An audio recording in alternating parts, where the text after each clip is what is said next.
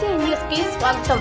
9వ division corporator భర్త ఎన్ Madan Kumar Reddy VPR గారి దగ్గర ప్రస్తుతం పిఏగా ఉన్నటువంటి హరికృష్ణ ఫోన్లో నుంచి నాతో మాట్లాడినటువంటి విషయం.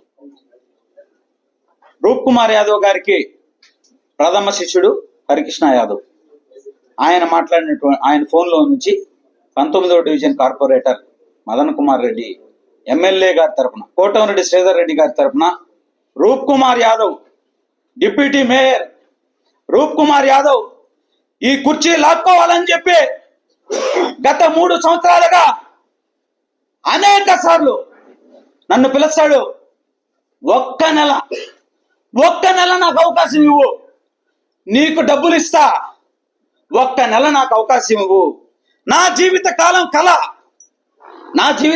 కళ మేయర్ కుర్చీ నా జీవిత కాలం కళ. ఎన్నోసార్లు, ఒకసారి కాదు, 2 సార్లు కాదు, అంతకు ముందు తెలుగుదేశం పార్టీ రాకముందు నుంచే, తెలుగుదేశం పార్టీ అధికారంలోకి వచ్చిన రోజు మరుసటి రోజు నుంచే తగులుకున్నాడు.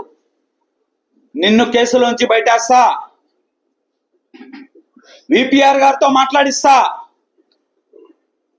నీకు ఇబ్బంది లేదు అని చెప్పి నువ్వు కానీ సెలవు పెట్టించకపోతే శ్రీధర్ రెడ్డి నిన్ను వదలడు, నువ్వు లెటర్ ఇచ్చే ఈరోజే అని చెప్పి ఎన్నిసార్లు అడిగాడో. ఈ మాట అబద్ధమో నిజమో రూప్ కుమార్ యాదవ్ గారు అత్యంత పవిత్రంగా భావించేటువంటి శివాలయం, మూలపేట శివాలయం, నేను రమ్మంటే వస్తా, మేయర్ గారు రమ్మంటే వస్తారు, నువ్వు చేసావో లేదో చెప్పాలని చెప్పి శివాలయంలో ప్రమాణం చేయడానికి సిద్ధంగా అని చెప్పి నేను చెప్తా ఉన్నా. విపిఆర్ గారు మంచి వ్యక్తి, మాకు బాగా సుపరిచితులు. ప్రశాంతమ్మ గారు మమ్మల్ని బిడ్డల్లాగా చూసేవాళ్ళు.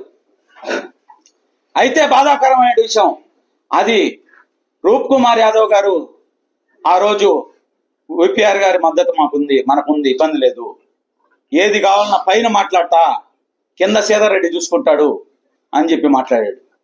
నెల్లూరు నగరంలో పైన ఉన్నటువంటి 4 ఫ్లోర్లలో అందరు ఎంప్లాయీస్కి ఫోన్ చేసి మాట్లాడేశాను అని చెప్పాడు. అయినా కానీ నేను ఏదో సర్ది చెప్పుకుంటా ఇన్ని రోజులు గడిపా. ఈరోజు ఆ దాష్టికం, మీరు అవిశ్వాస తీర్మానం పెట్టారు, పెట్టండి, మీకు ఆ శక్తి ఉంది, పెట్టండి. కార్పొరేటర్ల మనస్సాక్షికి ఇష్టం లేకపోయినా సంతకాలు పెట్టించుకున్నారు. మీకు అధికార బలం ఉంది, ధన బలం ఉంది, మంది బలం ఉంది. మాకే బలం లేదు.